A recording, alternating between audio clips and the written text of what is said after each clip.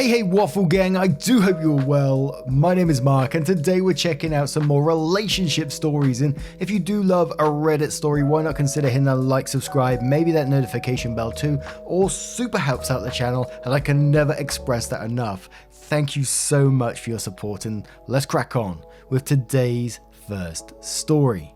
Much love, guys. This story is from Jane Doe, who says, my boyfriend is mad that I don't want to get a boob job, and of course comes with an update.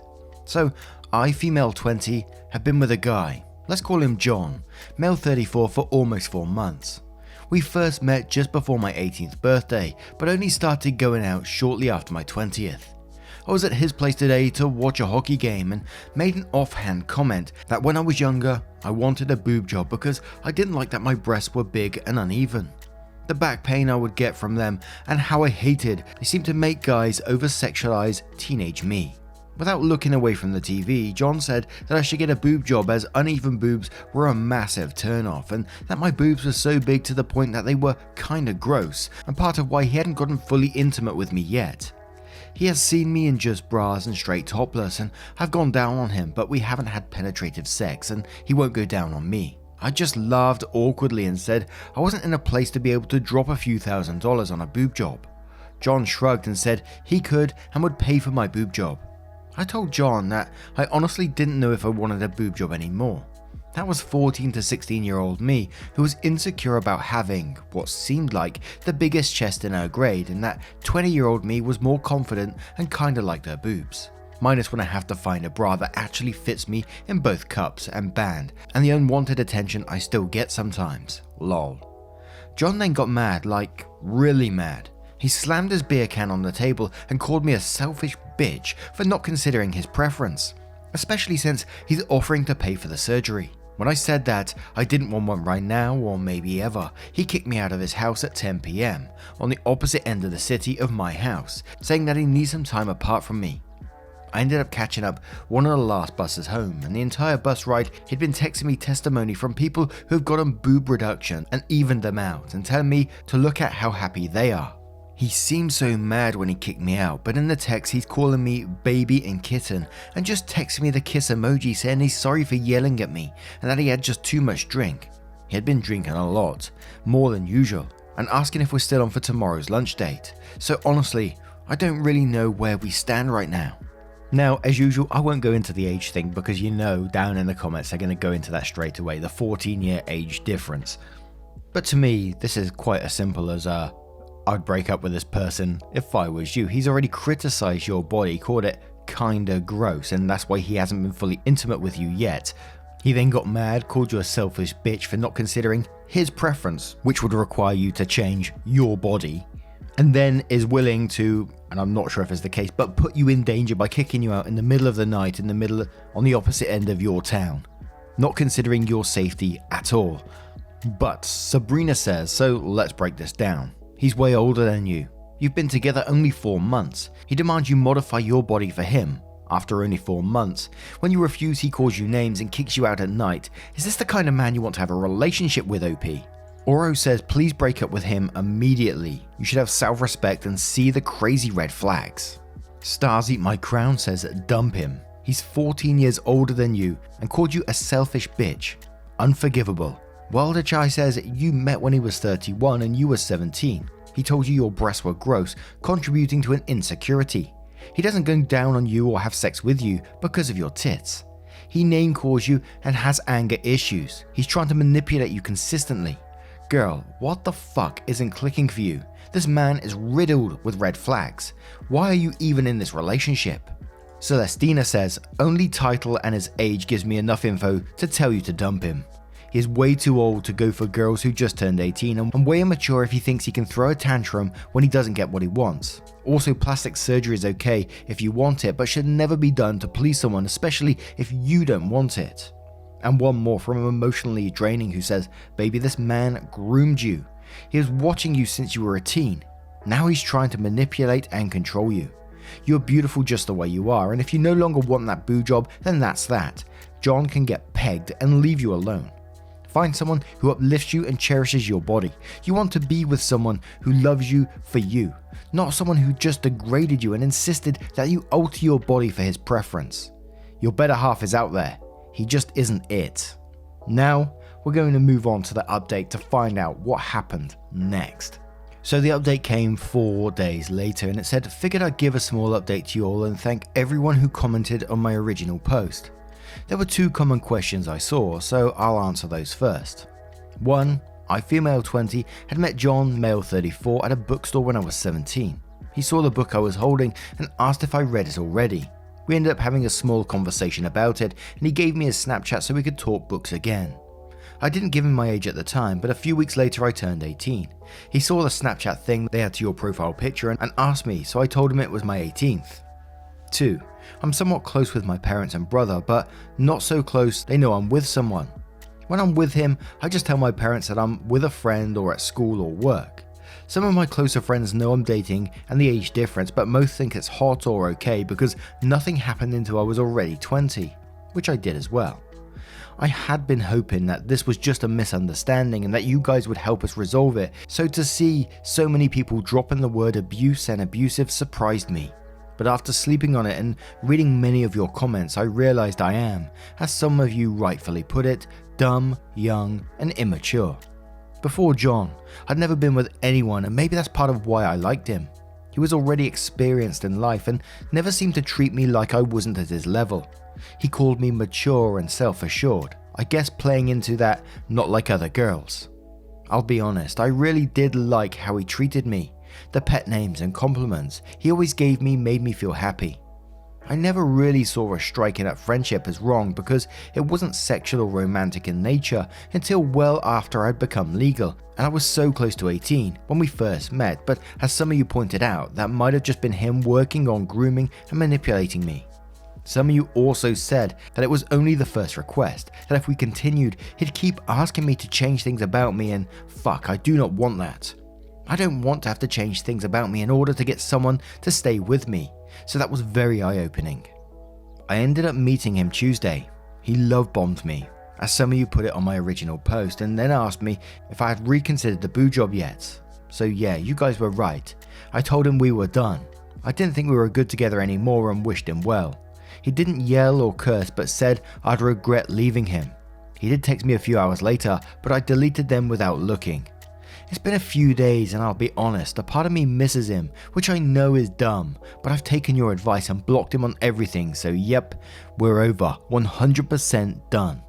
Thank you to everyone who helped open my eyes. I'm very glad that, OP is out of that relationship now, and a quick look at their account, there's no mention of that boyfriend anymore, so it seems that they've moved on with their lives, and rightfully so. But one thing I always find incredibly sad about stories like this, the abuse and everything is very clear that you shouldn't be with that person, but it takes for that person to turn to somewhere like Reddit to make sure that they are right in their thinking. Well, they didn't even think that in the first place, but Redditors pointed, you shouldn't be with this person for X reasons, and then they realize it afterwards. But hey, what do you guys make of this one? Let me know your thoughts in the comments below, and we'll move on to another story.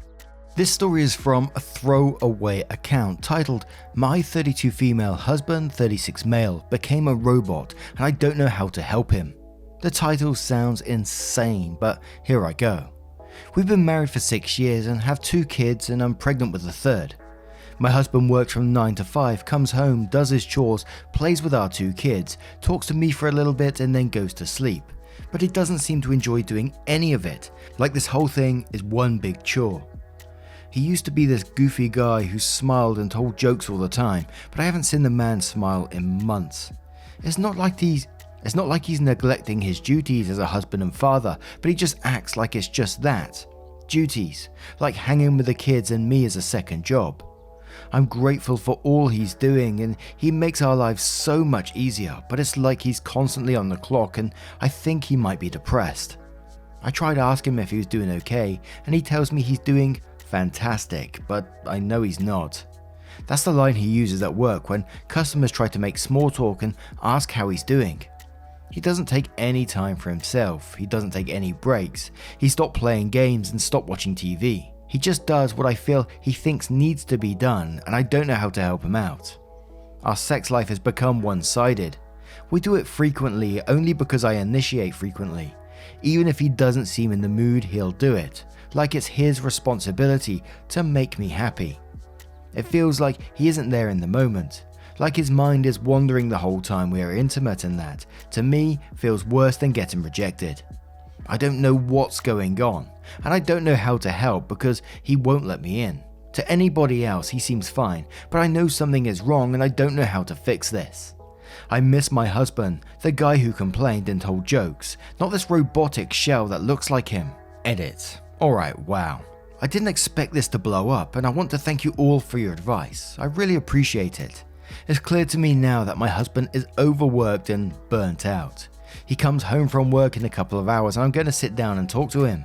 I'm going to tell him how I feel, and I hope that together we can find a solution that turns him back into the man he once was. I'm sorry if I wasn't able to respond to everyone, but I want you all to know that I read every comment and response. I'll post an update soon about how it goes. Bye. And then we do have an update in a moment. But to me, how it feels, and I'm not diagnosing or anything like that, but just from personal experience and how I felt myself in the past, and the edit could be right about being overworked and burnt out, but when I went through a lot of what was being said here, about being sort of robotic and not playing games, losing, not wanting to do hobbies as much and stuff like that, it came down to depression, and that's what I was diagnosed with. And this was all around the time when I found out about my mum, and she wasn't telling me about her diagnosis and stuff like that, and it was really getting me down. And the only way I can really explain how it feels, and it was just numb. You see your family and relatives and stuff, and you put on a smile and be your normal self, but then any other time you just close down, and the sounds and everything around you are all sort of distorted, and gaming was one of my biggest hobbies, and I just didn't think about it at all anymore. And we're sort of moving on past that now, and I'm in a much better headspace now. I don't want to say you move past it or anything like that. And I think it's always there, but you can actually, now you know what it is, you can actually monitor it and be more aware of it.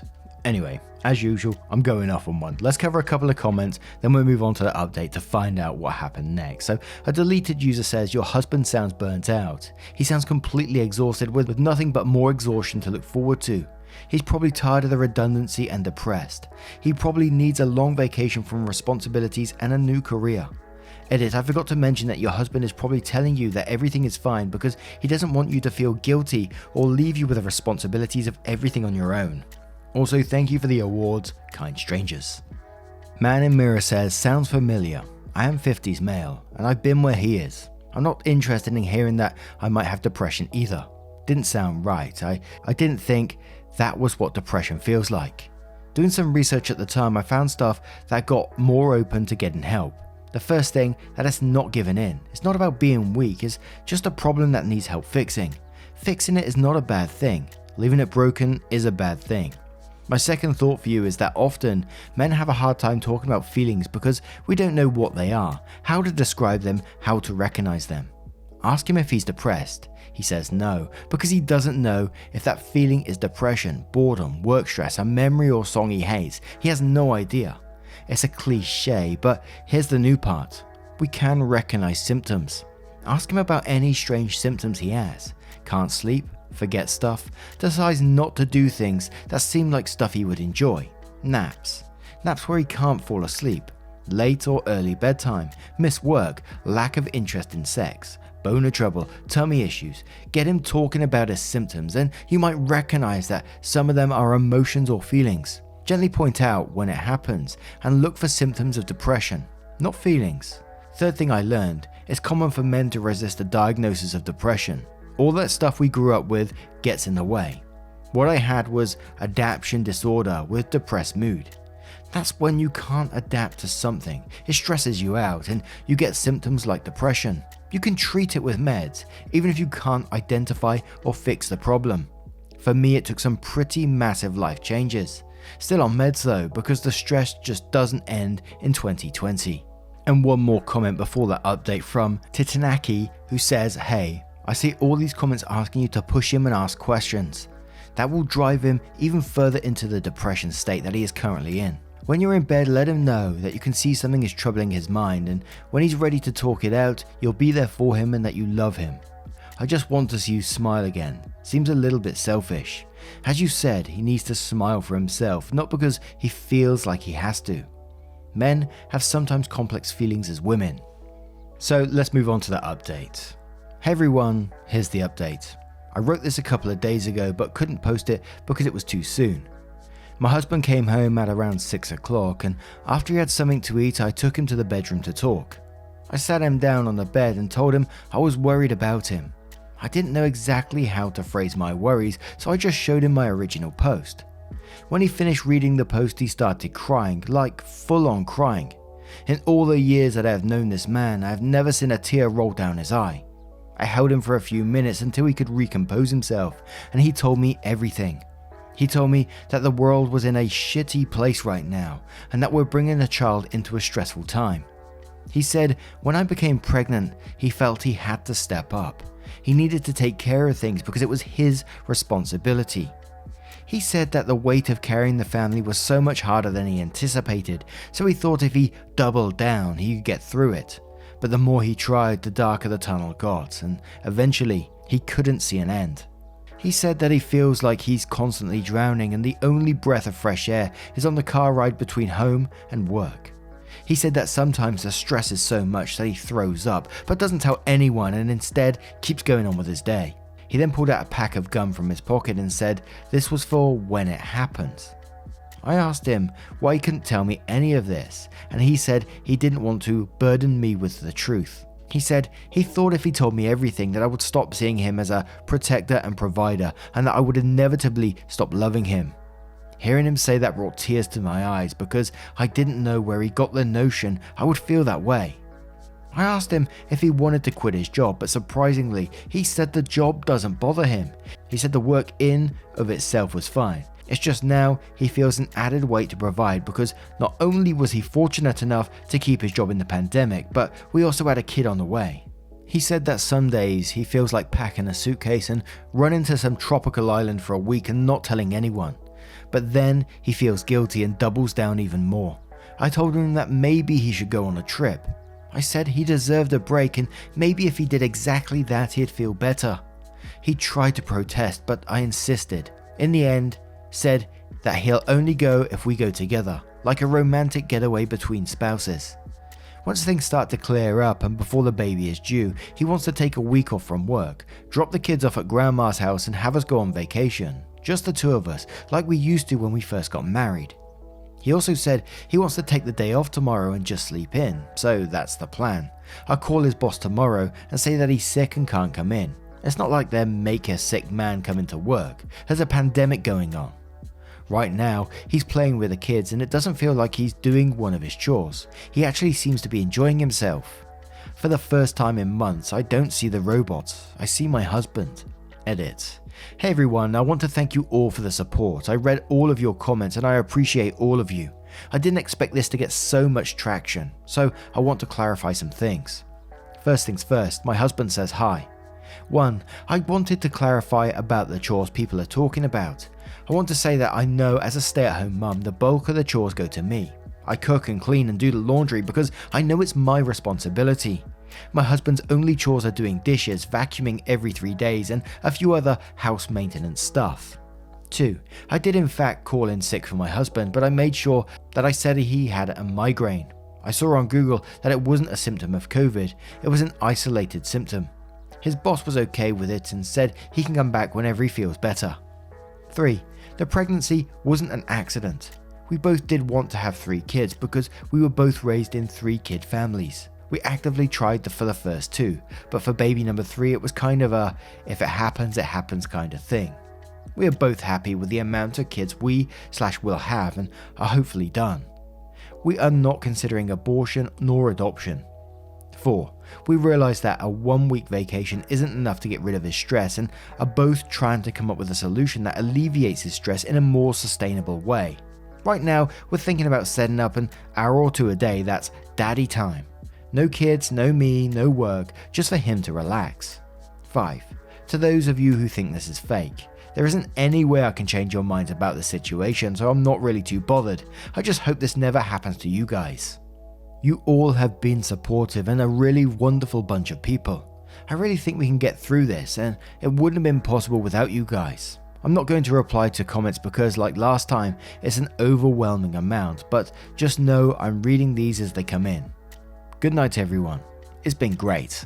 Now, what do you guys make of this story and the update as well? I don't think this one, like 0.5 said, that's fake at all. Having similar experiences and seeing very similar experiences amongst my friends as well. Yeah, let me know your thoughts in the comments below. And just a huge thank you from the bottom of my heart for getting involved in today's stories, and every video you do watch, it really does make a huge difference to the channel. At the end of the video, there's going to be a couple of playlists you can click on and it will scroll through for you. So if you're cleaning, driving, doing some art, whatever you're doing, and don't forget to let me know what you're up to as well. It will scroll through the videos and keep you company whilst you do those things. Thank you so much, and hopefully I will see you in the next one. Take care. Much love.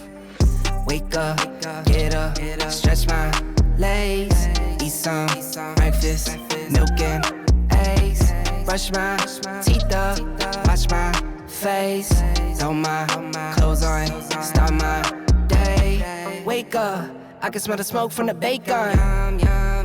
Let's go, see the sun shining from the windows. Okay, I know that today